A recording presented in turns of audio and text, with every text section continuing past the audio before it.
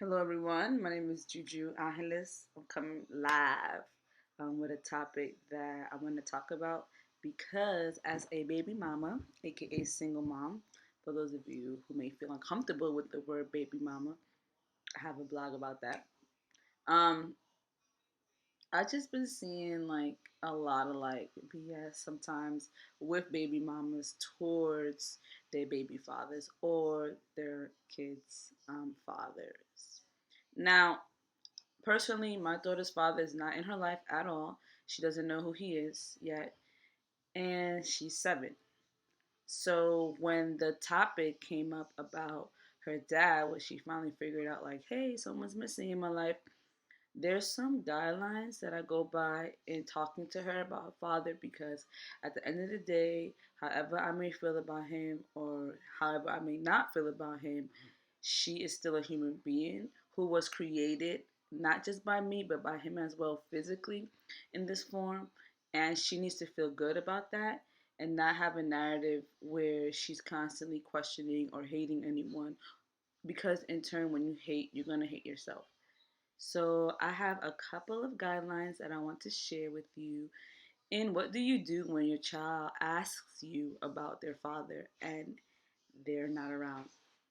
So number one, the first thing is Z is allowed to tell me exactly how she feels. Exactly how she feels.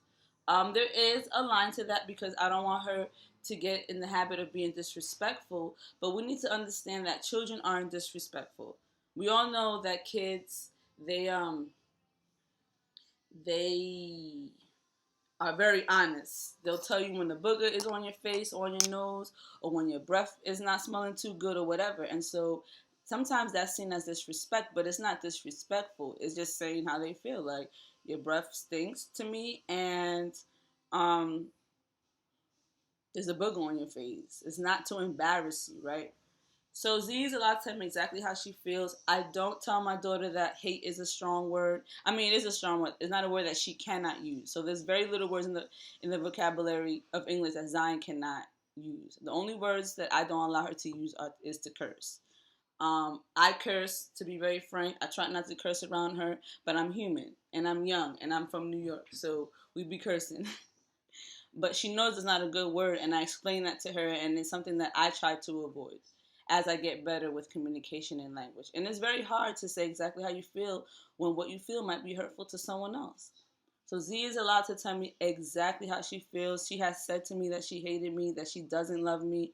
And I know that words are very temporary, right? They come and they go. But I also know that words also hold value and weight and create the future that you want. So when someone offends me, when Zion offends me, I ask them why they feel that way. I try not to take it personal at first, but why? Why do you actually feel that you feel these negative feelings towards me? So, what kind of relationship do you have with someone when they can be very vocal with you and you work on mutual respect and communication together? You have a very open relationship. You have a relationship where your child will ask you anything. So, that's number one. Z is allowed to say exactly how she feels. She's allowed to have her own opinions and thoughts. I think that's very important. I think that's very important. As a mother who it has a mother, sometimes I feel like my feelings are undermined, and she gets offended if I feel a certain way about something. Like, if I have to cook and I'm like, oh, I'm so tired, I don't feel like cooking. I didn't say I wasn't going to cook. I said I feel tired, and then all of a sudden I birthed you, I did this, I did that, how dare you feel tired? I'm like, oh, it's a damaging relationship with someone that way. I never talk poorly about her father. Never. Around her, she cannot say that I have said bad things about her dad. Do you think I say bad things about your dad? No? Good. What kind of things do I say about him? You just told her the story about him. Right. So she knows the relationship of our story and what happened to him. And if you want to know more of the backstory about that, it's actually on my blog. And I'll put a link in the description box so you can see it. The reason why I don't talk badly about him, and I see a lot of women do this. I have a friend in particular who's also a single dad, right? So if they're single mothers, naturally they're single fathers. There are single parents who are married, who have children outside of their relationship.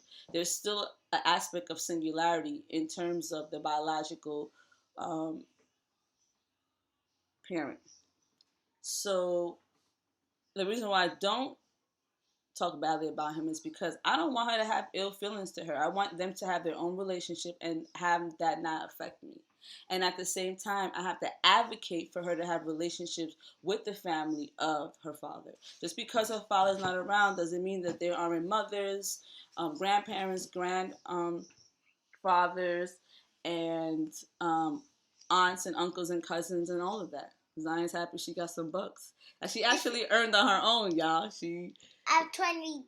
How did you raise that money? I sold my bracelet. Nice, she sold her bracelets. Philly knows, she knows. She was there. She was with us when we were selling bracelets one afternoon. So yeah, I don't want Z to have ill feeling towards her family, no matter what, you know. And so I call them. He has family abroad, and in the States, and I still try to keep contact with them because there's going to be a point in Zion's life where she's going to want to keep that contact herself. She's only 7. And I would never tell my child that he did not want you, that he left because you were someone that he didn't want. That's an absolute lie, first of all. Right? That's a lie. Why is that a lie? Because at the end of the day, it's not that he left us and he didn't want us. He left. That was his decision. And everyone has a right to have their own feelings and decisions. Will actually bring us back to the first point. You know, sometimes people don't want certain things from us, and that may hurt us, right? Or they don't want to share, or they want to say bad things about you. You cannot take that to heart, because just like how one day you're going to express your feelings, someone else is going to say something to you that you may not like. So it's all about honoring that and honoring people and their decisions, and keeping your distance from things that you don't need in your life. If you know that it's not a positive relationship, that it may be abusive in any way, spiritually, emotionally, verbally, physically. There's many types of abuse. Financially, you know, they try to take you from your friends' abuse. Like, there's so many ways that we try to manipulate and control people. That's what abuse is when we overuse and want to manipulate and control a certain outcome in someone else. So again, back to free will. Some free wills are not our free wills, so we separate ourselves from that, but we don't judge it. And those are the 3 things that I believe are very important when talking to your child about their father. Don't say negative things about them, around them, and don't ever tell your child that he did not want you. Mothers or fathers living with co-parents who are not present at all. Zion, stop. I'm going to have to do this video over because you're like, you copying me. Why do you always like to copy me? That's all I want to say about that. I did say that I would talk about why I'd rather be called baby mother. The short of it is this. Baby and mama are 2 beautiful words separately. Somehow when we put them together, we make them into a term, and how that's viewed is negative. So think about it. It's not just about being a baby mama, period. It's about single motherhood. And why would I put single in front of my mother? Like, I don't want to define my motherhood based on whether I'm married or not, or if I was married or if I wasn't. Like, it doesn't matter to me. So baby mama, a baby and being a mama is the most 2 powerful things that can ever happen, just like being a baby daddy or father. And that's about it. So I'll put the link of my blog in the description box below if you want to read the full article. It's very beautiful, and I hope that we continue to nurture positive relationships with parents who may be absent, and find people in your community, in your life, who can supplement that feminine and masculine role as far as motherhood and fatherhood is concerned. I believe all children should have more than one mother and father, or someone, baby mamahood, exactly, or someone who is there for them in that way and who loves them in that way. So that's all I wanted to say. Thank you for watching. Thank you. And now it's time for us to buy a folder for school tomorrow.